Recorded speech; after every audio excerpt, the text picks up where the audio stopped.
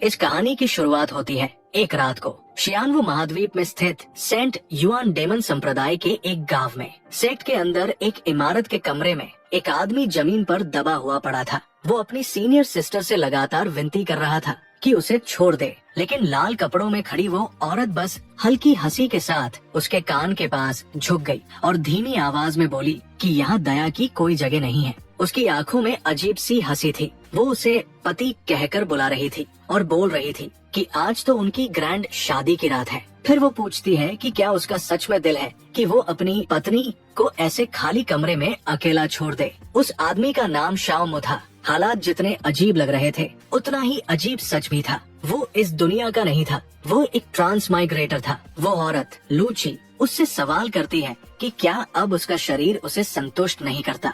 बार बार उसे पति कहकर बुलाना, अलग अलग रोल निभाना। लेकिन शाओमू अच्छी तरह जानता था कि ये औरत उसकी पत्नी नहीं है। 1 साल पहले शाओमू इस दुनिया में आया था। वो एक बड़े परिवार के बेटे के शरीर में पहुंचा था। इतना ही नहीं, उसकी शादी तक एक राजवंश की राजकुमारी से तय हो चुकी थी। सब कुछ परफेक्ट लग रहा था। जिंदगी जैसे पीक पर पहुंचने ही वाली थी। लेकिन तभी उसे सेंट युआन डेमन सेक्ट के राक्षस उठा ले गए। उस समय उसने सोचा था कि कैद होना ही सबसे बुरा होगा, लेकिन उसे क्या पता था कि असली नाइटमेयर तो अब शुरू होने वाला है। बाद में उसे पता चला कि उसका प्योर यांग कॉन्स्टिट्यूशन 9 यिन मिस्टिक आर्ट की कल्टीवेशन के लिए सबसे सही रिसोर्स है। एक सर्वेंट डिसाइपल की मौत की किसी को परवाह नहीं थी। वो बस एक टूल बन चुका था जिसे इस्तेमाल करके लोग अपनी कल्टीवेशन बढ़ा रहे थे। उसके शरीर में प्योर यांग एनर्जी थी और उसे बार बार जबरन निचोड़ा जा रहा था। सेक्ट की यंग मिस उसे लगातार पति कहती रहती और पूछती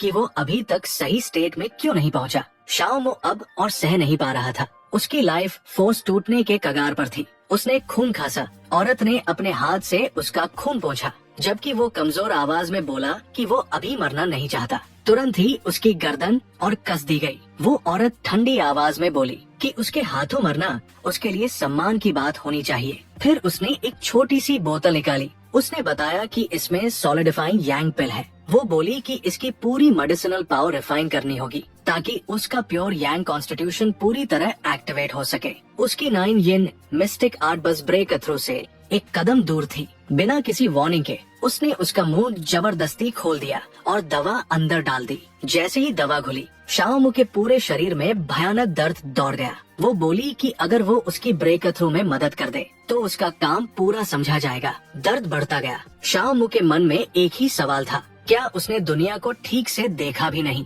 और अब वो ऐसे ही किसी चालाक लोमड़ी के हाथों मर जाएगा। उसने इतनी जोर से मुट्ठियां भींची कि हथेलियों से खून निकल आया। अपने दिल में उसने कसम खाई, वो इस किस्मत को स्वीकार नहीं करेगा। उसी पल उसके दिमाग में एक अजीब सी आवाज गूंजी, extremely strong will to survive detected, return system successfully awakened. Shaomu सन्न रह गया। पूरा 1 साल लग गया, लेकिन आखिरकार सिस्टम आ ही गया। सिस्टम की आवाज फिर से उसके दिमाग में गूंजी। उसने बताया कि होस्ट के अंदर जीने की इच्छा इतनी जबरदस्त है कि रिटर्न सिस्टम पूरी तरह एक्टिवेट हो चुका है। सिस्टम ने उसे निर्देश दिया कि वो सिस्टम की बाइंडिंग कंप्लीट करे। शाओमू अभी भी थोड़ा स्टन था। उसके मन में बस यही चल रहा था कि पूरा 1 साल बीत गया और अब जब वो मरने के बिल्कुल करीब है, तभी ये सिस्टम सामने आया है। सिस्टम ने साफ कहा कि इसका एक ही मकसद है, होस्ट के किसी भी गिविंग एक्शन पर मैक्सिमम 10,000 गुना तक रिटर्न मिल सकता है। ये सुनकर शाओमू का दिल जोर से धड़क उठा। उसे तुरंत समझ आ गया,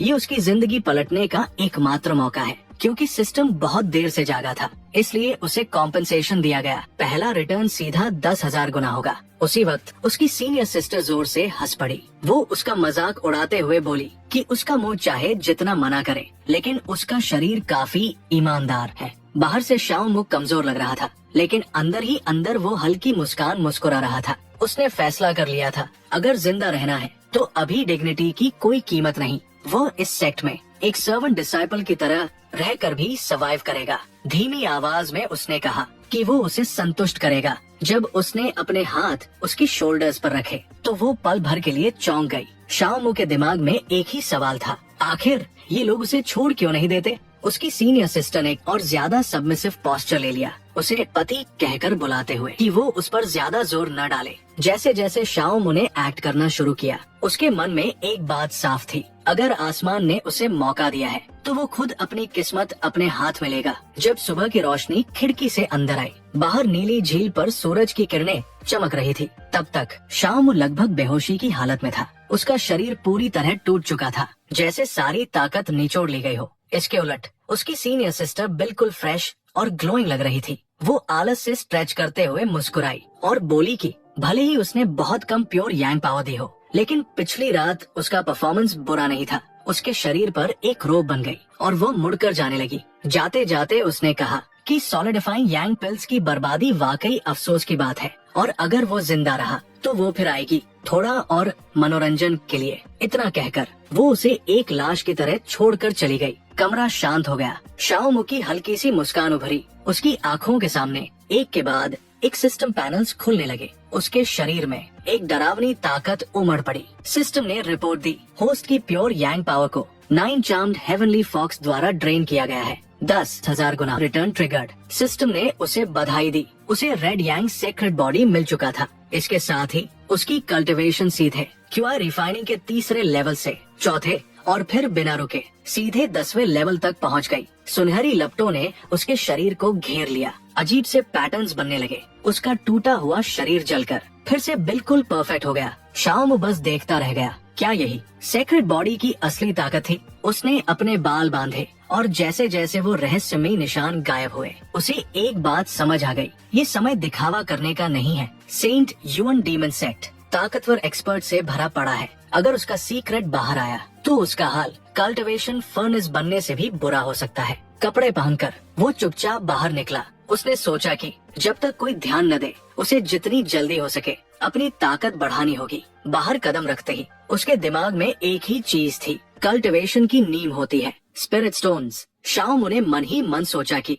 उसके मौजूदा रेड यांग सेक्रेट बॉडी के साथ अगर वो सीनियर सिस्टरों के प्राइवेट काम ले तो स्पिरिट स्टोन्स कमाना आसान हो सकता है। लेकिन फिर उसने खुद को रोक लिया। अब वो कोई आम डिसाइपल नहीं रहा था। उसके पास सिस्टम था। उसे बड़ा सोचना होगा। ज्यादातर सीनियर सिस्टरें भी बहुत अमीर नहीं होती। 3-4 स्पिरिट स्टोन्स मिल जाए तो वही काफी माना जाता है। वो सोच ही रहा था कि कोई तेज तरीका है या नहीं, तभी उसकी नजर बगल में गई। वहाँ पास ही एक आउटर डिसाइपल कल्टिवेशन कर रहा था। उसका नाम था वोंग चान। शाओमू बाड़ फाद कर उसे देखने चला गया। उसे याद आया कि जब वो पहली बार सेक्ट में आया था तब वोंग चान ने उसके साथ काफी अच्छा व्यवहार किया था। उसने फैसला किया अब रीपेमेंट का समय है। पिछले 1 साल में उसने किसी तरह 200 स्पिरिट स्टोन्स जमा किए थे। उसने सोचा अगर वह ये स्टोन्स वोंग चान को दे दे तो सिस्टम जरूर बड़ा रिटर्न देगा। ये सोचते ही उसने अपने कपड़ों से स्टोन्स निकाले और कल्टिवेशन करते वोंग चान के सिर पर फेंक दिए।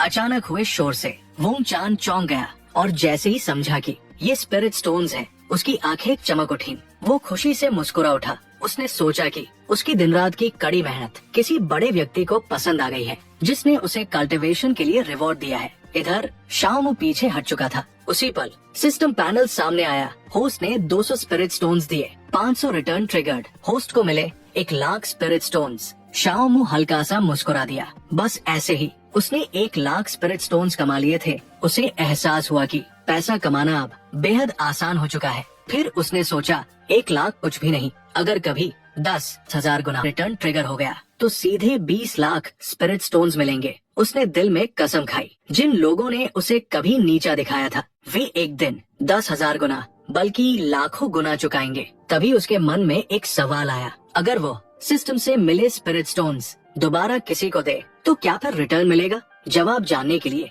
उसने बिना सोचे नए मिले स्टोन्स भी बाढ़ के पार वोंग चान की तरफ उछाल दिए। पत्थरों की तरह स्पिरिट स्टोन्स बरसने लगे। वोंग चान पूरी तरह सन्न रह गया। उसे लगा जैसे कोई महान दाता उस पर मेहरबान हो गया हो। वो जोर से बोला कि वह और ज्यादा मेहनत करेगा और अपने सीनियर को कभी निराश नहीं करेगा। लेकिन इस बार शाओमू के सामने कोई सिस्टम रिएक्शन नहीं आया जैसा उसने सोचा था। सिस्टम को ऐसे एक्सप्लॉइट नहीं किया जा सकता। वो इस बात को स्वीकार ही कर रहा था कि अचानक पीछे से एक औरत की आवाज आई। शाओमू वो चौंक कर मुड़ा। सामने खड़ी थी लूची। उसकी आंखों में साफ दिख रहा था कि वो हैरान है कि वो अभी तक मरा क्यों नहीं। शाओमू ने हल्का सा झुककर उसे नमस्ते किया और बोला, सीनियर सिस्टर लू। उसे याद आया लू ची एक आउटर डिसाइपल थी जो 9 यिन मिस्टिक आर्ट कल्टिवेट करती थी। जब वो नयान्या सेक्ट में आया था तब उसने उसकी काफी मदद की थी, लेकिन बाद में किसी की चेतावनी के बाद वो उससे मिलने आना बंद कर चुकी थी।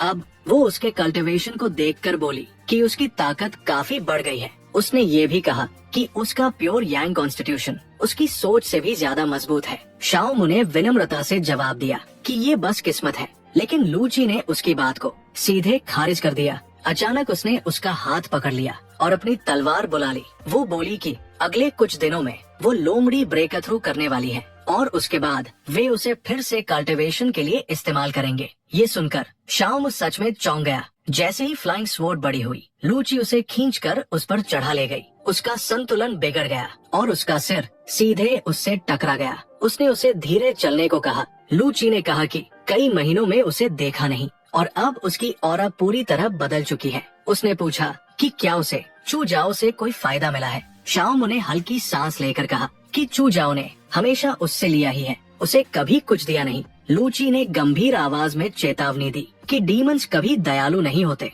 अगर वह चू जाओ के साथ रहा तो एक दिन उसका प्योर यांग पूरी तरह खत्म हो जाएगा। उसने कहा कि जब वो कोर फॉर्मेशन रियल में पहुंचेगी तो चू जाओ को चैलेंज करेगी और अगर वो जीत गई तो शाओमू उस दिन से उसके साथ रहेगा। शाओमू ने उसे हल्के से पकड़ लिया और बोला कि फिर वो उसकी देखभाल पर भरोसा करेगा। लू ची का चेहरा लाल हो गया। उसने कहा कि वो बहुत पास खड़ा है। शाओमू मन ही मन सोचने लगा, आखिर सेक्ट में लोग उसे किस तरह का इंसान समझते हैं। लू ची उसे इनर सेक्ट के अपने रेजिडेंस तक ले आई। जगह शांत थी और चारों तरफ स्पिरिचुअल एनर्जी साफ महसूस हो रही थी। वहाँ पहुंचकर उसने कहा कि वो कोर फॉर्मेशन रियल में ब्रेक थ्रू करने वाली है। अगर शाओमू उसकी मदद कर दे तो बदले में वो उसे एक वाइटैलिटी पिल देगी। फिर उसने उसे बैठकर इंतजार करने को कहा, ये बोलते हुए कि वो पहले स्नान करने जा रही है। शाओमू के होठों पर हल्की मुस्कान आ गई। उसके दिमाग में कुछ और ही चल रहा था। बाद चैम्बर में लू ची ने अपने कपड़े उतारे और तौलिए में खुद को ढककर पानी में उतर गई। गर्म पानी में जाते ही उसने राहत की सांस ली और खुद से बोली कि इस बार कोई उसे रोकेगा नहीं, उसे हर हाल में सफल होना है। उसी पल पीछे से शाओमू की आवाज आई, तुम जरूर सफल होगी। लू ची बुरी तरह चौंक गई। वो घबराकर खुद को ढकते हुए बोली कि वो अचानक अंदर कैसे आ गया। शाओमू ने शांत स्वर में कहा कि समय बहुत कीमती है और साथ में नहाने से काम तेज होगा। उसने उसका हाथ थाम लिया और कहा, चलो शुरू करते हैं। सीन शिफ्ट होता है कुछ समय के बाद। शाओमू ने कहा कि उसकी 9 यिन मिस्टिक आर्ट वाकई काफी खास है। लू ची ने जवाब दिया कि उसका प्योर यांग कॉन्स्टिट्यूशन भी कम नहीं है। शाओमू हैरान था कि 9 यिन कल्टिवेट करने वाली एक सीनियर सिस्टर इतनी एग्रेसिव हो सकती है। लू ची ने पानी उछालते हुए कहा कि इतना जान लेना ही काफी है, सब कुछ बोलना जरूरी नहीं। फिर उसने गंभीर लहजे में एक और बात कही, अगले महीने उसकी शादी होने वाली है। उसने बताया कि दूल्हे का नाम है लॉन्ग तियानशांग। ये नाम सुनते ही शाओमू समझ गया, 30 साल की उम्र से पहले नेसेंट सोल रियल में ब्रेक थ्रू करने वाला सेंट युआन डीमन सेक्ट का 1000 साल में पैदा हुआ सबसे बड़ा जीनियस। वो आदमी खुद से स्वॉर्ड इंटेंट समझ चुका था और सेक्ट के प्राइड में गिना जाता था। शाओमू ने अफसोस जताते हुए चिंता न करने को कहा। उसने बताया कि लॉन्ग तियानशांग ने एक प्राचीन स्वॉर्ड मैनुअल कल्टिवेट करते वक्त अपने मेरिडियंस खराब कर लिए थे और अब वो असल में एक अधूरा आदमी बन चुका है। जब तक वो कुछ नहीं बोलेगी कोई बाहर वाला कभी सच नहीं जानेगा। उसने उसकी आंखों में देखते हुए कहा कि अगर उसे शाओमू की परवाह नहीं होती तो वो अपनी सबसे कीमती चीज कभी नहीं देती। इसके बाद उनका काम दोबारा शुरू हुआ। सुबह की रोशनी कमरे में फैल गई। लू ची गहरी नींद में थी, सांसें शांत चल रही थी। उसके बगल में बैठा शाओमू सिस्टम नोटिफिकेशन देख रहा था। Red yang power drained, body fold return triggered. System ने बताया कि उसकी रेड यांग बॉडी काफी मजबूत हो चुकी है और broken through foundation establishment realm. Shaomu के दिल से एक बड़ा बोझ उतर गया। इतनी कम समय में वो फाउंडेशन एस्टेब्लिशमेंट तक पहुंच चुका था। अब चाहे लोमड़ी हो या लॉन्ग परिवार, उसे डरने की जरूरत नहीं थी। उसने लू ची को हल्के से जगाया और कहा कि अब उसका रिवॉर्ड देने का समय है। आंखें आधी बंद किए लू ची ने उसे एक बोतल पकड़ा दी और बोली कि वो सच में कमाल का है, अब वो थोड़ा और सोना चाहती है। शाओमू ने बोतल खोली। अंदर सच में वाइटैलिटी पिल्स थी। उसने सोचा कि सीनियर सिस्टर लू ची काफी उदार है, उसी पल उसके दिमाग में एक नई योजना बन गई। जब पिल्स देने ही है तो बाहर ढूंढने की क्या जरूरत। उसने एक पिल उठाई और धीरे से लू ची के मुंह में डाल दी।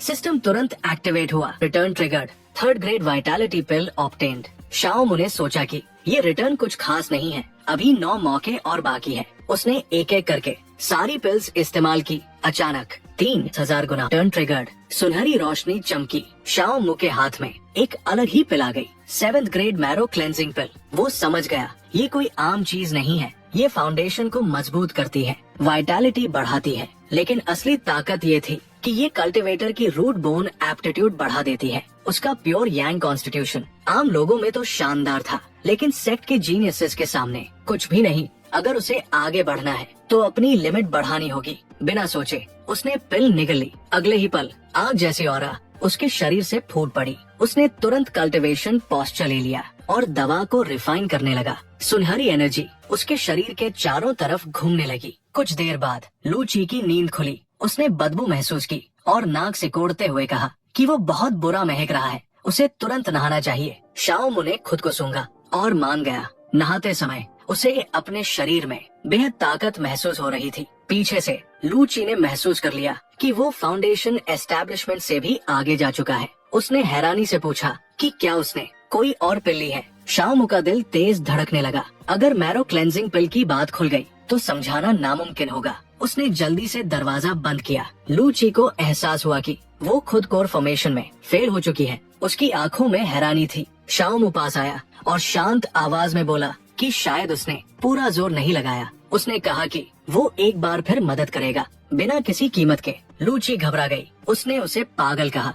बहुत देर बाद लू ची बेहोश पड़ी थी। शाओमू पूरी तरह तैयार होकर कमरे से निकलने लगा। सिस्टम ने नोटिफाई किया, प्योर यांग प्लंडर्ड, 10 रिटर्न ट्रिगर्ड। उसकी रेड यांग एनर्जी और बढ़ गई। फाउंडेशन एस्टेब्लिशमेंट की ताकत उसे साफ महसूस हो रही थी। उसके होठों पर हल्की मुस्कान आ गई। वो सोचने लगा कि जब उसे फ्लाइंग स्वॉर्ड मिल जाएगी तो वो आसमान में उड़ते हुए चारों समुद्रों में घूम सकेगा। कुछ समय बाद दृश्य बदलता है। अब शाओमू आउटर सिटी मार्केट में था। चारों तरफ भीड़, कल्टीवेटर्स का आना जाना। कोई पिल्स बेच रहा था, कोई वेपन्स, तो कोई स्पिरिट स्टोन्स के बदले रेयर आइटम्स। एक दुकान पर वो रुकता है और एक छोटा सा बॉक्स खरीदता है। दुकानदार मुस्कुराकर उसका धन्यवाद करता है। शाओमू बॉक्स खोलता है। अंदर था एक फ्लाइंग स्वॉर्ड जिसे बाहरी आकाश से गिरे मीटियोरिक आयरन से बनाया गया था। तलवार के शरीर पर स्टार वॉर्टेक्स जैसा पैटर्न खुदा था, जो आसमान की ताकत खींचकर तलवार की मारक क्षमता कई गुना बढ़ा देता था। वो तलवार को वापस बॉक्स में रख देता है, लेकिन जो बात उसे अजीब लगी वो थी उसकी कीमत, 30,000 स्पिरिट स्टोन्स। शाओमू मन ही मन सोचता है, अगर ऐसी चीजें देने लगी तो पता नहीं आगे कितनी बार अफोर्ड कर पाएगा। तभी पीछे से एक ऊंची और घमंडी आवाज आती है, ओए सुंदर लड़के। शाओमू पलट कर देखता है। सामने खड़े थे कुछ भारी भरकम डीमन कल्टीवेटर्स, जिनके सिर पर बड़े बड़े सिंग थे। उनके बीच खड़ा था एक और भी ताकतवर डीमन। शाओमू उसे पहचान गया। उसका नाम था न्यूटी। वो एक आउटर डिसाइपल था और फॉक्स डीमन का सबसे वफादार सपोर्टर। पहले भी कई बार उसने शाओमू को परेशान करने की कोशिश की थी, लेकिन हर बार फॉक्स डीमन ने मामला दबा दिया था। न्यूटी एक फाउंडेशन एस्टेब्लिशमेंट कल्टीवेटर था। ऑक्स डीमन ब्लड लाइन की वजह से उसकी ताकत इसी लेवल के इंसानों से कहीं ज्यादा थी। शाओमू के लिए ये परफेक्ट मौका था अपनी नई ताकत को टेस्ट करने का। न्यूटी गरजते हुए बोला कि क्या ये सच है कि वो उसकी सीनियर सिस्टर से मिलने गया था। शाओमू शांत आवाज में बोला, सच से तुम्हारा मतलब क्या है? ये सुनते ही न्यूटी और भड़क गया। शाओमू ने बिना घबराए उसकी कलाई पकड़ ली। उसकी पकड़ इतनी मजबूत थी कि न्यूटी का चेहरा बदल गया और चिल्लाया, मर जा। लेकिन तभी शाओमू और उसके बीच एक सुनहरी दीवार बन गई। न्यूटी का हमला वही रुक गया। शाओमू हल्की मुस्कान के साथ बोला कि वो अभी मरना नहीं चाहता, क्योंकि उसकी सीनियर सिस्टर के साथ उसे अभी बहुत मजा लेना है। न्यूटी सन्न रह गया। वो समझ चुका था शाओमू भी फाउंडेशन एस्टेब्लिशमेंट रियल में पहुंच चुका है, लेकिन ये बात उसके गुस्से को शांत नहीं करती, बल्कि और बढ़ा देती है। वो हंसते हुए बोला कि सिर्फ ब्रेक थ्रू कर लेने से कोई उसके बराबर नहीं हो जाता। अगले ही पल चारों तरफ से मुक्कों की बारिश शुरू हो गई। न्यूटी गरजता रहा कि यही है लॉर्ड न्यू की असली ताकत। लेकिन चाहे हमला कितना भी तेज हो, शाओमू हर एक को आराम से संभाल लेता है। वो बीच बीच में ये तक कह देता है कि न्यू टी की ताकत अच्छी है लेकिन स्पीड बहुत कमजोर है। ये सुनकर न्यू टी पागल हो गया। तभी शाओमू को पूरी तरह एहसास हुआ रेड यांग सेक्रेट बॉडी वाकई डरावनी चीज है, अभी अभी ब्रेक थ्रू हुआ है। फिर भी वो आउटर सेक्ट के टॉप 100 में गिने जाने वाले डीमन को इतनी आसानी से संभाल रहा है। अब शाओमू ने अटैक मोड लिया। उसकी मुट्ठी के चारों तरफ सुनहरी रोशनी जमा हो गई। एक ही पंच में उसने न्यू टी के चेहरे पर वार किया। तेज धमाके के साथ न्यू टी हवा में उछल गया। उसके मुंह और नाक से खून बहने लगा। उसके साथ आए डीमन घबरा गए। वे चिल्लाते हुए उसे सहारा देने लगे। कोई बोला, ये अचानक इतना ताकतवर कैसे हो गया? एक डीमन ने उंगली दिखाकर चिल्लाया कि उसने बॉस न्यू को घायल करने की हिम्मत कैसे की, और क्या वो न्यू फैमिली की हैसियत जानता भी है? शाओमू ने शांति से कहा कि उसकी बात सुनकर उसे कुछ याद आ गया। उसने हाथ उठाया। एक पल में उसकी फ्लाइंग स्वॉर्ड हवा में आ गई। तलवार पूरी रफ्तार से आगे बढ़ी और डीमन के सिर से बस कुछ ही दूरी पर रुककर सीधे दीवार में जा धंसी। दीवार फट गई। वो डीमन डर से कांप गया। शाओमू मुड़ा और चलने लगा। पीछे से किसी ने तलवार खींचते हुए पूछा कि इसका क्या मतलब है? बिना रुके शाओमू ठंडी आवाज में बोला, ये तलवार 30,000 स्पिरिट स्टोन्स की है। इसे मेडिकल फीस समझ लो। अगर और चाहिए तो मुझे ढूंढ लेना। बस कुछ कदम ही चला था कि सिस्टम की आवाज आई, second grade flying sword given, 1000 गुना return triggered, obtained 5th grade flying sword heavenly star hunter. Shaomu रुका, लेकिन उसे कोई खास खुशी नहीं हुई। उसी पल पीछे के 2 डीमन समझ गए कि ये उनका आखिरी मौका है। दोनों ने एक साथ हथियार उठाए और जानलेवा इरादे से झपट पड़े। शाओमू बस मुस्कुराया। अचानक वो पलटा। उसकी आंखें लाल चमक उठी। ठंडी आवाज में बोला, मेरी बेरमी का दोष मुझ पर मत डालना। अगले ही पल दोनों डीमन चीखते हुए जमीन पर गिर पड़े। उनके हथियार हाथों से छूट चुके थे। वे दर्द से चिल्लाते रहे, ये पूछते हुए कि उन पर किसने हमला किया। शाओमू ने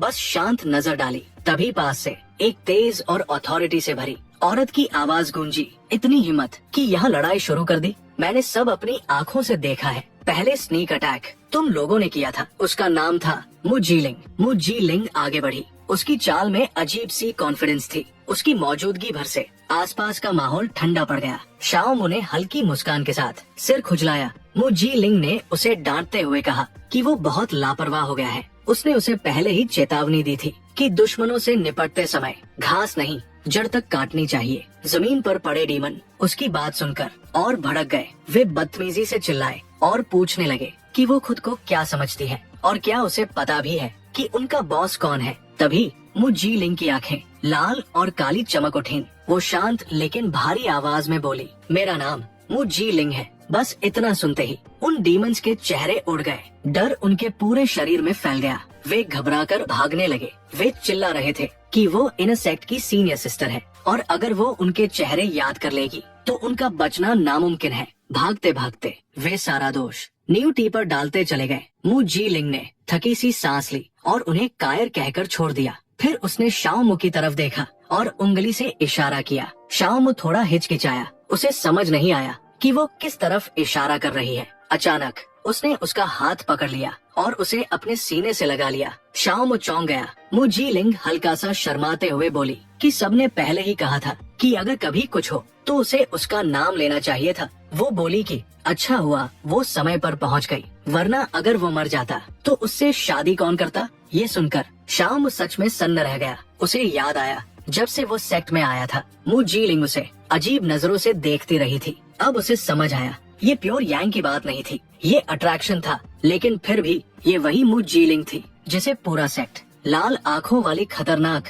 औरत के नाम से जानता था। कोई सोच भी नहीं सकता था कि उसका ऐसा प्लेफुल साइड होगा। शाओमू मुस्कुराया और बोला कि उसके मरने की बात इतनी आसान नहीं है। मु जीलिंग ने भी मुस्कुराकर कहा कि उसका फ्यूचर हस्बैंड इतनी जल्दी नहीं मर सकता। उसने उसका हाथ पकड़ा और बोली, चलो मेरे साथ। अगले ही पल एक औरा उसे घेर लेती है और वे दोनों हवा में उठ जाते हैं। शाओमू की आंखें फैल गई। वे बिना फ्लाइंग स्वॉर्ड के उड़ रहे थे। उसे समझ आ गया ये सिर्फ कोर फॉर्मेशन कल्टिवेटर्स कर सकते हैं। उसने मन ही मन सोचा कि उसकी असली कल्टिवेशन आखिर है क्या। कुछ देर उड़ने के बाद वे जंगल के गहरे हिस्से में पहुँचे। वहाँ एक घर था। चारों तरफ घनी स्पिरिचुअल एनर्जी थी। मु जीलिंग ने कैजुअली कहा, आओ यही मेरा घर है। शाओमू हैरान रह गया। वो सोचने लगा कि क्या वो सेक्ट की पर्सनल डिसाइपल है मु जी लिंग अंदर गई और सीधे बिस्तर पर कूद गई। वो हंसते हुए बोली कि वो यहाँ बस पढ़ने और सोने आती है, ज्यादा नहीं। फिर उसने शाओ मु को देखा और बोली कि वो वहाँ ऐसे क्यों खड़ा है, जल्दी आकर ट्यूसडे बैटल शुरू करें। शाओ मु ने तुरंत नजर हटा ली और चेतावनी दी कि उसकी सेल्फ कंट्रोल बहुत कम है। ये सुनकर मु जी लिंग शर्मा गई। वो उठकर बैठी और उसे बड़ा प्लेबॉय कहने लगी। फिर उसने 2 किताबें उसकी तरफ फेंकी। शाओ मु ने देखा, एक थी स्वॉर्ड कंट्रोल ट्रू चैप्टर और दूसरी QI mistake heart sword art. उसकी आंखों में खुशी चमक उठी। उसने पूछा कि उसे कैसे पता कि वो स्वॉर्ड कल्टिवेट करना चाहता है। मु जी लिंग ने हंसकर कहा कि उसने उसे मार्केट में फ्लाइंग स्वॉर्ड खरीदते देखा था। फिर उसने उसे एक और तलवार दी। ये एक 4th grade gold attribute flying sword थी जिसका नाम था फ्रोस्ट फॉयल। उसने कहा कि उसके अंदर प्योर यांग बहुत ज्यादा है और ये तलवार उसकी आंख को दबाने में मदद करेगी ताकि वो गलत सोचों में न भटके। शाओ मु ने तुरंत धन्यवाद दिया। मु जी लिंग ने कहा कि वो कुछ दिनों तक यही रहकर स्वॉर्ड कंट्रोल प्रैक्टिस कर सकता है। उसने ये भी बताया कि अब उसे सर्वेंट डिसाइपल रहने की जरूरत नहीं, उसका टोकन आउटर सेक्ट में अपग्रेड कर दिया जाएगा। जाते जाते शाओ मु ने पूछ लिया कि वो असल में कौन है। मु जी लिंग मुस्कुराई और बोली, वही जिससे तुम एक दिन शादी करोगे। दरवाजा बंद हो गया। शाओ मु हंस पड़ा, लेकिन फिर उसने किताबों की तरफ देखा और सीरियस हो गया। उसने स्वॉर्ड कल्टिवेशन शुरू की। समय बीतता गया। सुनहरे एंशिएंट कैरेक्टर्स उसके चारों तरफ उभरने लगे। कुछ देर बाद वो जमीन पर गिर पड़ा। सांसें तेज थी। उसने सोचा, क्या मैरो क्लेंजिंग पिल ने सच में उसकी एप्टीट्यूड बढ़ाई है? अगर वो बुक पढ़कर कुछ समझ ही न सके तो सिस्टम के रहते भी वो फंस सकता है। उसी पल उसकी नजर सामने एक डीमन बीस्ट पर पड़ी जो आराम से पत्ते चबा रहा था। शाओ मु के चेहरे पर शैतानी मुस्कान आ गई। उसने सोचा, अगर प्योर यांग देना गिविंग माना जाता है तो नॉलेज देना भी गिविंग होना चाहिए। वो डीमन बीस्ट के पास गया और बोला, चलो आज तुम्हें मल्टीप्लिकेशन टेबल सिखाता हूँ। अचानक सिस्टम की आवाज गूंजी, demonic beast enlightenment triggered, 100 return activated. Shao Mu सन्न रह गया। उसके दिमाग में जैसे बिजली दौड़ गई। उसे महसूस हुआ उसकी कंप्रहेंशन सीधे कई गुना बढ़ चुकी थी। सुनहरे इंस्क्रिप्शंस हल्की सी गूंज के साथ चमक रहे थे जब शाओ मु ध्यान की गहरी अवस्था में बैठा हुआ था। पहली बार जो हाई लेवल कुंफू के सिंबल्स पहले बिल्कुल धुंधले और समझ से बाहर लगते थे, अब साफ दिखाई दे रहे थे, जैसे दिमाग से कोई पर्दा हट गया हो। उसने आंखें खोली। आंखों में हल्की एम्बर रंग की चमक थी जो उसकी नई क्लैरिटी को दिखा रही थी। बुरा नहीं, वो बुदबुदाया। उसने हाथ आगे बढ़ाया। हवा में एक स्पेक्ट्रल स्वॉर्ड उभरी जो शांत लेकिन आज्ञाकारी रोशनी से चमक रही थी। फिर भी उसके चेहरे पर हल्की सी असंतुष्टि झलक गई। उसकी एप्टीट्यूड अब उस लेवल पर थी जिसे ज्यादातर लोग सपना मानते हैं, लेकिन वो इस दुनिया की सच्चाई जानता था। एक ट्रांस माइग्रेटर के लिए काफी अच्छा होना सीधा मौत को बुलाने जैसा था। उसे पियरलेस बनना था। उसकी नजर पास ही बैठे एक स्पिरिट बीस्ट पर पड़ी जो बड़ी बड़ी आँखों से उसे देख रहा था। लिएसियन के चेहरे पर थोड़ी शरारती, थोड़ी खतरनाक मुस्कान आ गई। इतना सीखने का शौक है, वो बोला और उस फ्लफी क्रीचर को गर्दन से उठा लिया। तो फिर ये टीचर तुम्हें एक नया सब्जेक्ट सिखाएगा, जियोमेट्री थ्योरम्स। अगले ही पल वो एक चौक बोर्ड के सामने खड़ा था, हाथ में पॉइंटर और बोर्ड पर ऐसे कॉम्प्लेक्स फॉर्मूलास लिख रहा था जो इस दुनिया के लिए बिल्कुल एलियन थे। वो कैलकुलस, शेप्स और थियोरम्स समझा रहा था, जबकि स्पिरिट बीस्ट डरते डरते सुन रहा था। तभी उसके दिमाग में आवाज गूंजी, डिंग, 100 return triggered, comprehension drastically improved. उसका दिमाग जैसे फैल गया। वो रियलिटी के बेसिक रूल्स को सीधे महसूस करने लगा। लेकिन तभी उसके सामने लाल रंग की वार्निंग चमकी, होस्ट की कंप्रहेंशन करंट स्ट्रेंथ स्टेज की अपर लिमिट तक पहुंच चुकी है, फर्दर इम्प्रूवमेंट नॉट पॉसिबल। लिएसियन एक पल चुप रहा। तो कंप्रहेंशन की भी एक लिमिट होती है, लेकिन वो निराश नहीं हुआ। अब उसकी मेंटल कैपेसिटी इतनी थी कि लाइब्रेरी के स्क्रॉल्स अब पजल नहीं रहे, वे बस इंस्ट्रक्शंस थे। व्राफेस्ट, उसका हाथ धातु जैसी चमक से भर गया। वाइन रेड थंडर आर्ट, लाल बिजली हवा में लहराई। डर के मारे स्पिरिट बीस्ट चीख कर छिप गया। 3 टैलेंट्स, 8 डिवाइनेशन आर्ट्स और कई टेक्निक्स एक एक करके हवा में गूंजने लगी। कुछ समय तक सीखने के बाद वो वहाँ से जाते हुए कहता है, ये सब येलो रैंक की तकनीक मेरे सोचने समझने के लिए बहुत ज्यादा आसान है। फिर उसके दिमाग में एक प्लान बना। मैं इन्हें पूरी तरह याद कर चुका हूँ। बाहर जाकर इन्हें दूसरों को दूंगा। रिटर्न रिवॉर्ड्स की बड़ी लहर आएगी। वो पवेलियन से निकलने ही वाला था कि वही छोटा स्पिरिट बीस्ट फिर उसके पास आया। उसके मुंह में एक पुरानी नक्काशीदार हड्डी थी। वो उम्मीद भरी आंखों से उसे देख रहा था। लिएसियन झुका और उसके सिर पर हाथ फेरा। ये मुझे देना चाहता है? बीस्ट खुशी से आंखें बंद कर बैठ गया। धन्यवाद, लिएसियन बोला, बाद में सूप बना लूंगा। लेकिन जैसे ही उसकी उंगलियां हड्डी से टकराईं, बैंगनी ऊर्जा का जबरदस्त विस्फोट हुआ। पूरा कमरा भूतिया रोशनी से भर गया। Chaos Shenming art. उसकी सांस रुक गई। ये कोई हिडन टेक्निक थी। तभी सिस्टम स्क्रीन जली। Technique detected. Chaos Shenming art. Auto learning initiated. जानकारी का सैलाब उसके दिमाग पर टूट पड़ा। वो घुटनों पर गिर पड़ा। मुंह से खून जमीन पर गिरा। उसका शरीर इस बोझ को सह नहीं पा रहा था। मेरी कंप्रहेंशन लिमिट तक पहुंच चुकी है, फिर भी इसे नहीं समझ पा रहा। उसने कांपती आवाज में कहा, क्या ये अर्थ रैंक या हेवन रैंक टेक्निक है? तभी दरवाजा खुला। नीले वस्त्रों में एक औरत घबराई हुई अंदर आई। शाओमू, ये क्या हो गया? वो तुरंत उसे सहारा देती है। गलती मेरी है, वो खुद को दोष देती है। इतनी कठिन टेक्निक सीधे नहीं लेनी चाहिए थी। नहीं, वो समझाना चाहता था, लेकिन वो सुनने को तैयार नहीं थी। उसने एक खाने का डिब्बा लेकर आई थी, जिसे वो अपने रेड ऑरा से टेबल में रखती है। वो प्यार से समझाती है, कल्टीवेशन में जल्दबाजी नहीं। वो खाने का डिब्बा खोलती है। पहले खा लो, मैं खिलाती हूँ। वो उसकी देखभाल करती है और शाओमू हल्की मुस्कान से उसे देखता है। वो हड्डी आगे बढ़ाता है। ये टेक्निक तुम ले लो, मैं इसे नहीं सीख सकता। औरत चौंक जाती है। ये कहाँ से मिली? एक छोटे बीस्ट ने दी। वो कैजुअली बोलता है। जैसे ही उसने हड्डी पकड़ी, ding, earth rank technique gifted. 80 return triggered. Shaomu के दिमाग में